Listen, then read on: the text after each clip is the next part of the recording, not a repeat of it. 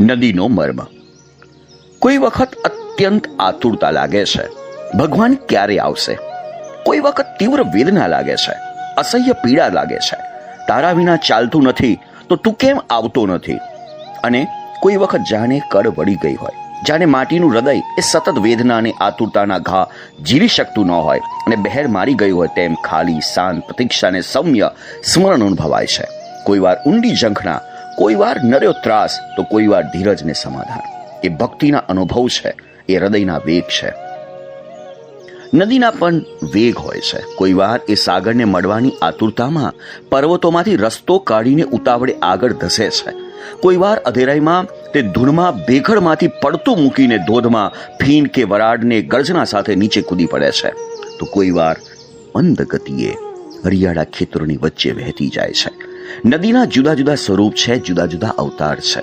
તો શું એ અધીરાઈ સાચી કે એ સમાધાન સાચું? એ આતુરતા સાચી કે એ સંતોષ સાચો?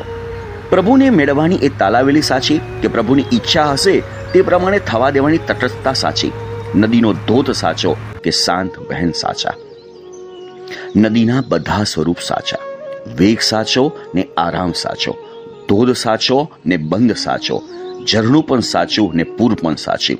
નદીના બધા જ સ્વરૂપ સાચા, બધા અવતાર મંગળમય.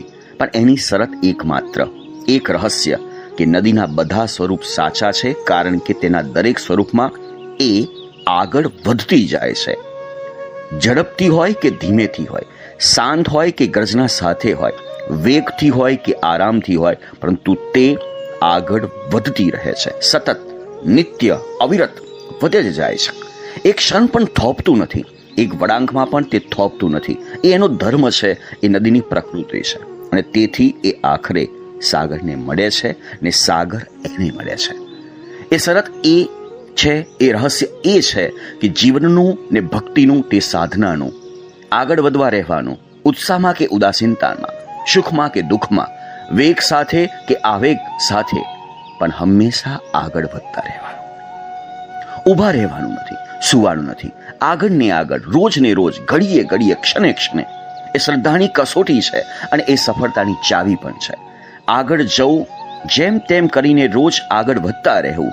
ધોધમાં ને પૂરમાં, નહેરમાં ને ઝરણામાં આગળ ને આગળ વધતા રહો, સતત ને સતત. ને છેલ્લે ભગવાન મળશે, સાગર મળશે ને નદીનો અવતાર સાર્થક થશે.